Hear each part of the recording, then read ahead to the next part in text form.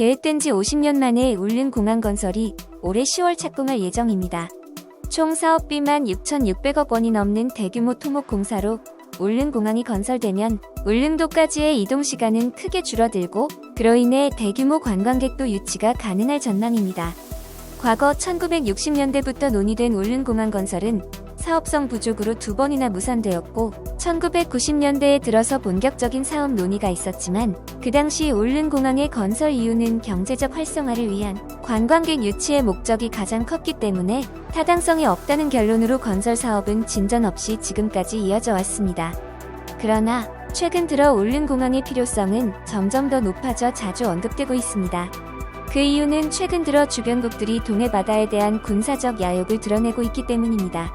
작년에도 러시아 군용기와 중국 군용기 6대가 동해바다의 카디즈와 오리의 영공을 침범했고 재작년에는 한일 중간수역에서 일본 초계기가 광개토 대왕함에 대해 도발을 감행하는 등 최근 동해바다의 군사적 긴장감이 높아지고 있습니다.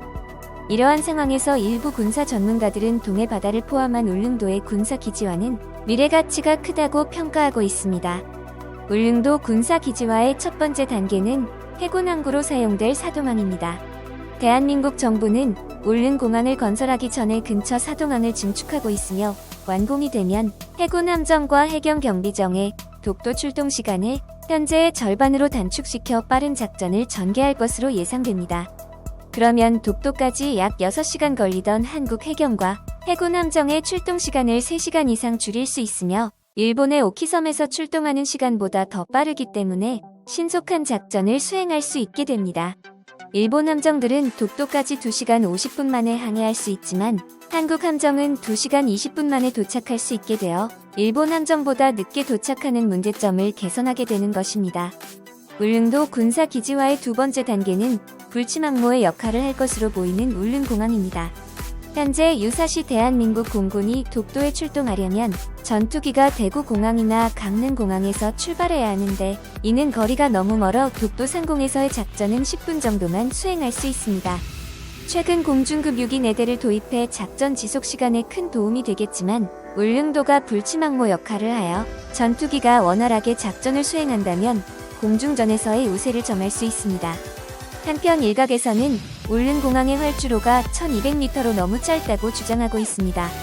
물론 활주로 길이를 늘려 1400m까지 확장해 더욱 원활한 군사작전을 전개하면 좋겠지만 타당성의 문제로 1400m까지 무리하게 늘린다면 울릉공항 계획 자체가 무산될 수도 있습니다. 그리고 FA-50 같은 소형 전투기와 F-35나 F-16, KF-X 등 중형 전투기가 공대공을 위한 무장으로 출격한다면 1200m 거리의 활주로도 이착륙하기엔 충분한 거리이고 공대함 타격 임무에도 기상 여건만 따라준다면 기술적으로 이착륙이 가능할 것입니다. 평시 안전규정에 따르면 울릉공항의 활주로 길이가 조금 못 미치겠지만 그것은 어디까지나 평시 규정이고 유사시에는 훨씬 활용도가 높은 운용이 가능하기 때문에 큰 문제가 되지 않을 것입니다. 또한 최근 국토부는 활주로 폭을 30m에서 36m까지, 착륙대 폭은 80m에서 140m까지 확장한다고 발표했고 민군 공동의 목적에 최대한 적합한 환경이 될 수 있도록 헬기와 소형 항공기 각 2대가 계류할 공간도 추가한다고 밝혔습니다. 그리고 수월한 야간 비행 작전과 계기 정밀 접근 절차 운영을 위한 항행 안전 무선 시설, LLZ 등 계기 착륙과 자동 종속 감속 시설 등도 추가하여 기상 악화 등 긴급한 상황이 발생하더라도 계기 비행을 통해 안전한 이착륙이 가능하도록 설계를 변경했습니다. 이러한 철저한 준비로 울릉도에 공항을 건설하게 되면 우리나라 공군 작전 반경도 넓어지게 되며 주변국들의 야욕으로부터 우리의 동해바다를 지킬 수 있게 되고 한반도와 떨어져 있는 울릉도와 독도를 방어할 수 있는 대안이 될 수 있을 것입니다. 지금까지 거대한 체스판이었습니다. 시청해주셔서 감사합니다.